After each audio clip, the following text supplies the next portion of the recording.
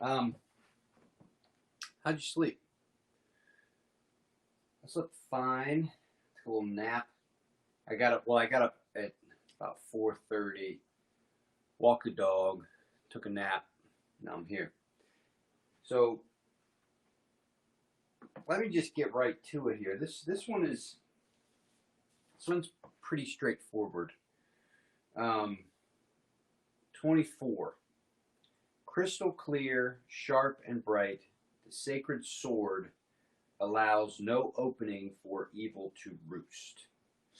So this theme this week's been about evil, and evil is basically ignorance or not paying attention, or basically not paying attention, not knowing how to pay attention, and allowing desire or manipulation to be the ground on which you kind of stake your identity.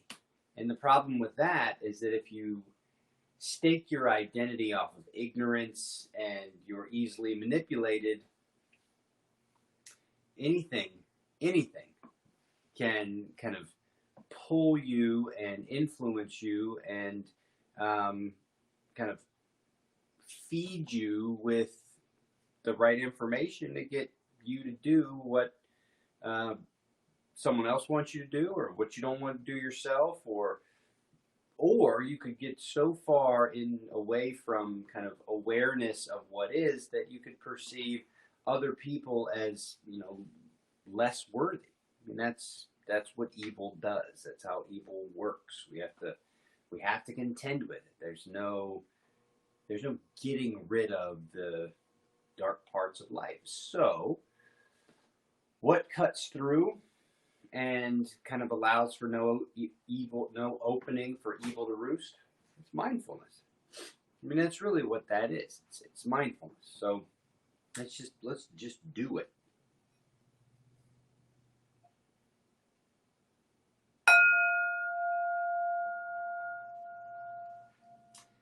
So I'm just standing. I'm just going to feel my feet. Just create kind of a movement back and forth. And what I'm looking for is the feeling of my center of gravity shifting back and forth on the feet. Just noticing how center of gravity moves right, center of gravity moves left. I mean, you can see I'm just center of gravity. Okay, so that's my focus point, center of gravity. And while I'm doing it, I'm focusing on the present moment. I've even got my eyes closed here. Noticing the lights, sound, the refrigerator is where it always is, so that gives me a frame of reference for where I am even when I'm turning around or moving.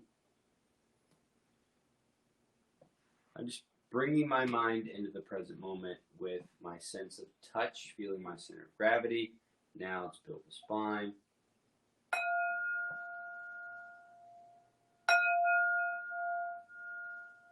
So I'll set this guy down.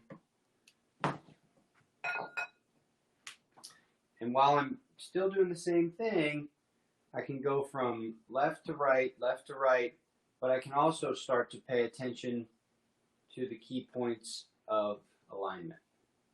So center of gravity, grounding, then pelvis, just noticing it. Core space. Let me move towards comfort. I mean, there's no objective here. This isn't military training. This isn't meeting a standard. This is simply being in the body. Core, heart space. This just feels kind of good to do. Shake out my neck and my head. Hope you can still see some of this. Shake it out.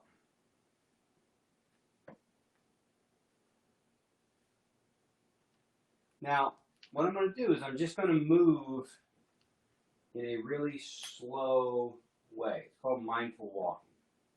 So it's just a step, step. really slow stuff. So think about a PT test. Think about what you're supposed to do in the PT test. Whoa. It's all about meeting the standard, exceeding the standard, competition, where you rank amongst your peers. It's very much for leadership and for kind of keeping the herd fresh, you know, without the tests, how would you know how fit your soldiers were? Well, this is the opposite of that. This isn't that. This is mindful walking. So all the standards and all the pressure to meet those standards, right? What do they say? Hell is paved with good intentions. Meeting those standards, right? Meeting them at all costs, etc., etc., etc. This is the opposite. What is just the feel of blending into the moment, feeling the body. The goal is the present moment. The goal isn't to meet some kind of standard. Super slow, focused, balanced. Now check out what we'll do when we add third bell. Really slow walking. It's not as easy as you would think. Okay, let's do third bell here, and we'll just add breath.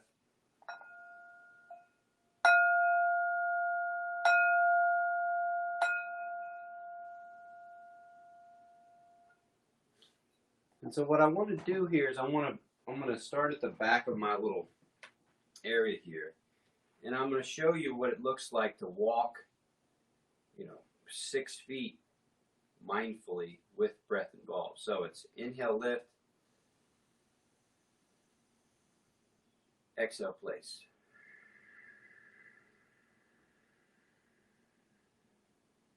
And you can also add a twist in the upper body.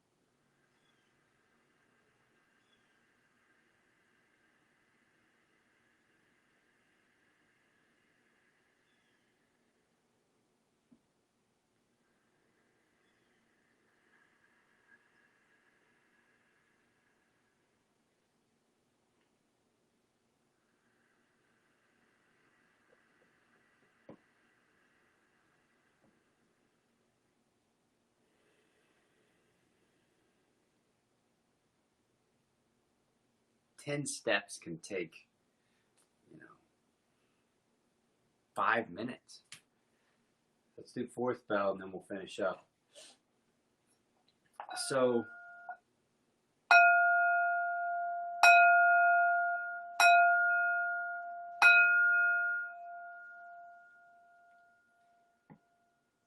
I'm going to do that more.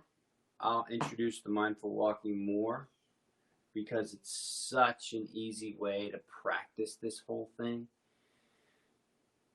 But if you can step and breathe at the same time, it's very hard for analysis and comparison and interpretation. It's very hard for those things to get in. And that's what the sacred sword is. It's the present moment. It's when everything's happening. It's right now. It's arguably divinity itself experiencing itself subjectively. And by cutting through all the noise, right, of the what's this or what's that, da da da da da da da da da, and getting to just the breathing and the movement. This guy named Thich Nhat Hanh apparently is famous for walking from like, here's the stage. He'll walk from the back of the audience room to the stage just like this. I mean, can you imagine waiting for someone to speak and then walking to the stage like this? A monk was telling a story about how he was on a long flight to get there, and he got there and he was waiting for Thai, they call it Thich Nhat Hanh Thai, to start, and he fell asleep because Thai was walking like this. A room full of hundreds of people, all waiting for the master to come talk, and da da da da da, and he's going, stepping super slow. His mind is totally focused. There's nothing coming in. All the people, all the thoughts about this or that, what am I going to say? None of that's coming into his head. It's just the present moment. That's that sacred sword, right? So I interpreted it like this. Evil will show up. Don't entertain it. See it. Don't feed it. Love it, and it will get confused and not know how to spread.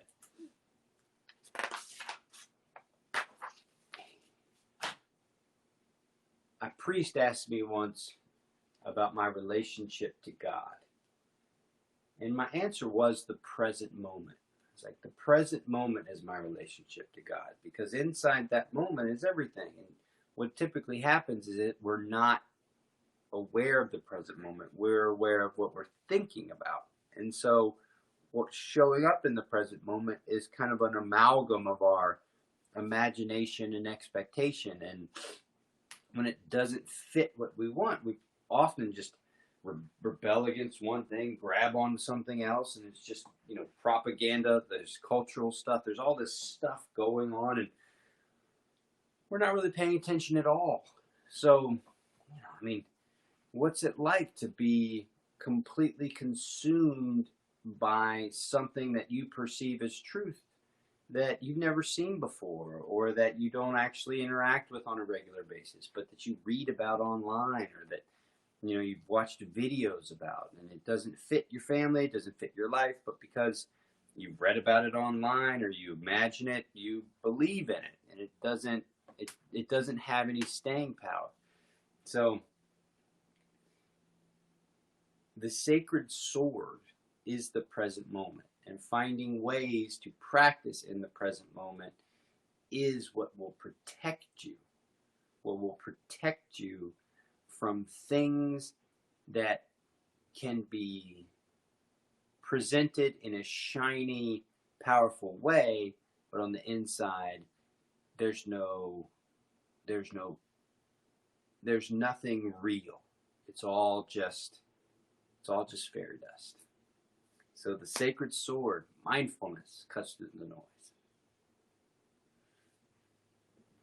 All right.